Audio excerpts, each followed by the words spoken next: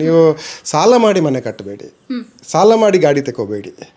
ನಿಮಗೆ ಗಾಡಿ ತೆಕ್ಕೊಳ್ಳುವಾಗ ಆ ಸಾಲ ಇಲ್ಲದೇನು ಗಾಡಿ ತೆಕ್ಕೊಂಡ್ರೆ ಆ ಪೊಸಿಷನ್ಗೆ ಬನ್ನಿ, ಆವಾಗ ಮನೆ ಕಟ್ಟಿ.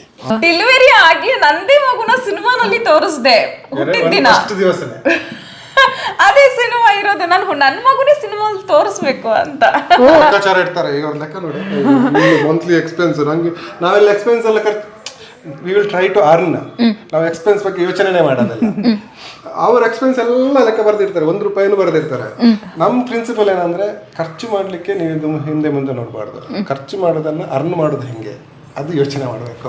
ಗಿಫ್ಟ್ ಕೊಟ್ಟದ್ದು ನಾನು ನಿಮ್ಮ ಅಮಾವಾಸ್ಯೆಗೆ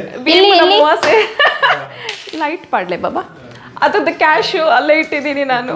ರಸ್ಟ್ ಮಾಡಿ ರಸ್ಟ್ ಹಿಡಿಯೋದು ಗ್ಯಾರಂಟಿ. ಸೊ ಹಾಗೆ ಮಾಡಿ. ಪಾದದ ನೀರಿದು, ಅದನ್ನ ತಲೆ ಮೇಲೆ ಹಾಕೊಂಡೆ, ಈ ಪಾದ ಪುಣ್ಯ ಪಾದ ಅಂತ. ನಿಜ.